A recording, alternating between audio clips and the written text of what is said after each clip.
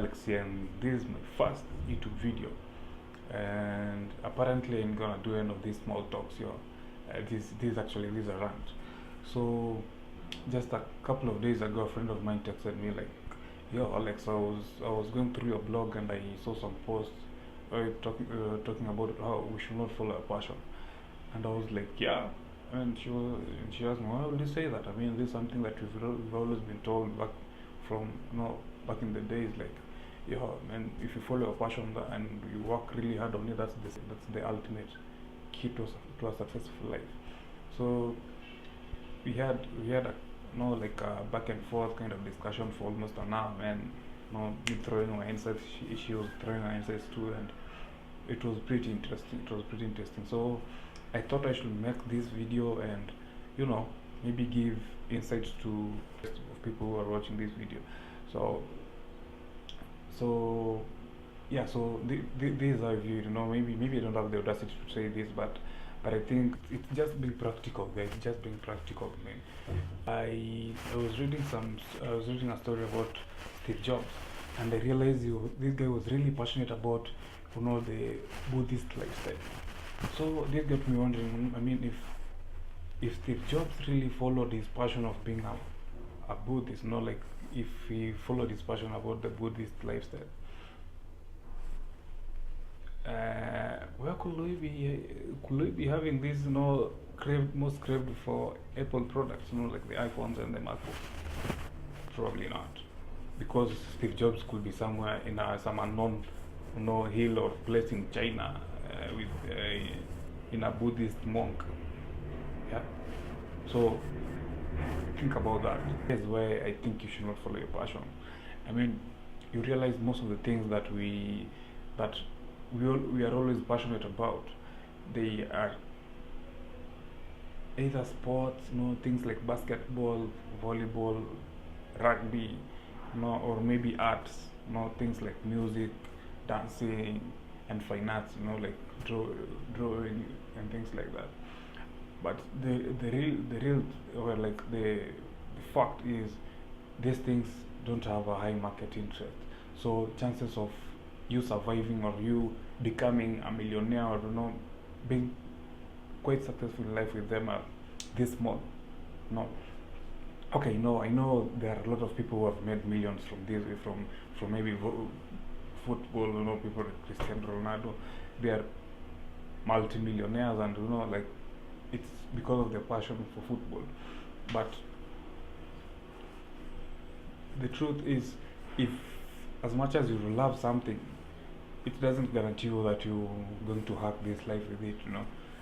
So let's take an example of football.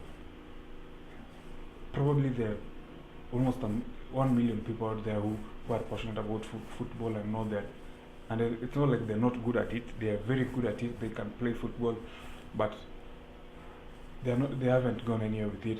Like football doesn't put food on the table, and they don't get paid for their passion, and they're probably doing something else, but they are really passionate about football.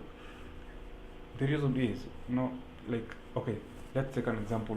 A football team has around 11 members, and maybe 3 substitutes and a couple of people as a support. So let's say it has around 20 people, and like for our country we have around 10 football teams, like the ones that are known, leave alone those those people who play for fun. But those teams that are alone, they're around 10.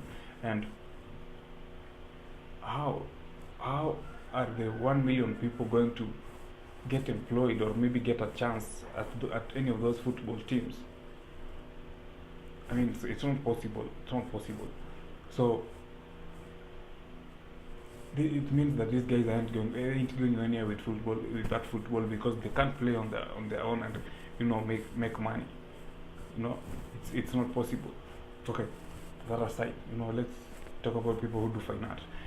These guys, I know. Okay, I have a couple of friends who are really good at drawing, and I mean they can draw some realistic things. They can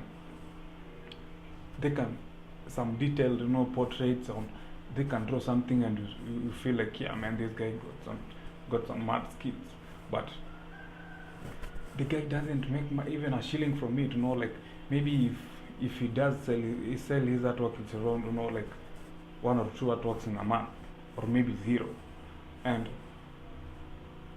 chances are he doesn't even sell those artworks at a good price, like not just a few coins, not money that you can buy, or like you can live off of, you see.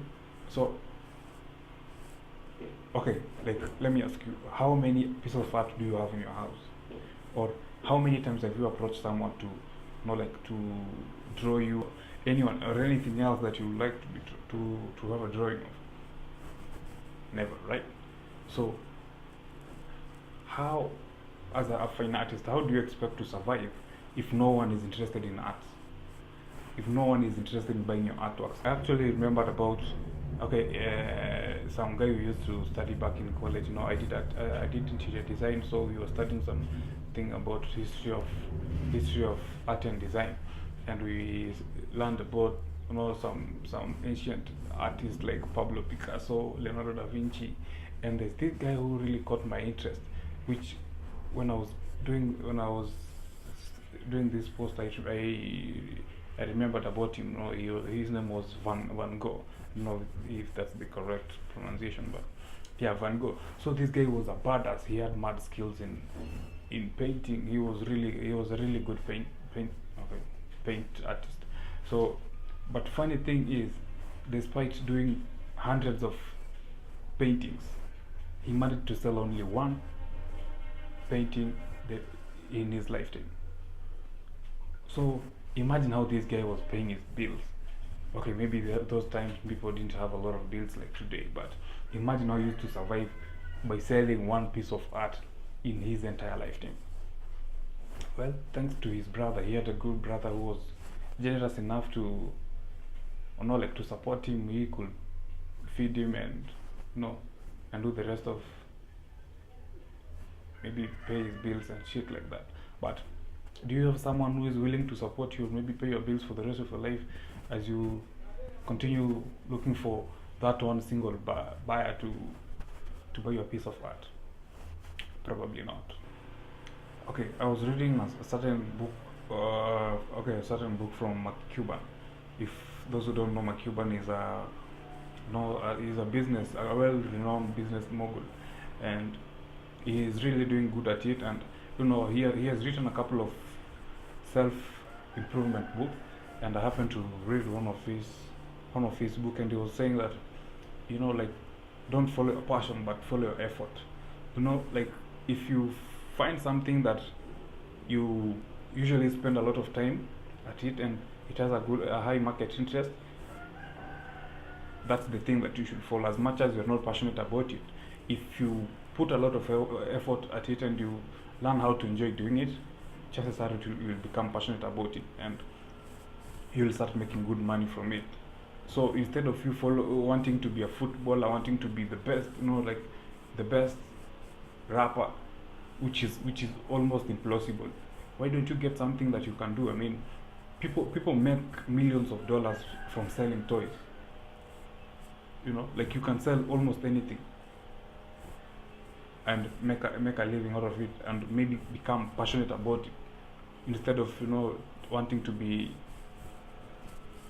the next Cristiano Ronaldo, maybe the next, okay, let's not talk about Young Thug here, maybe the next Ed Sheeran, or things like that.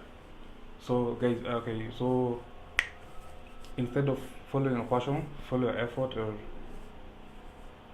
and things will unfold the right way. But keep that follow your passion shit in your pocket. Guys, this is actually more like an overview, so I have a detailed blog post on this whole thing. You should go check it out for more insights, and I have attached the link down below. Bye. Peace.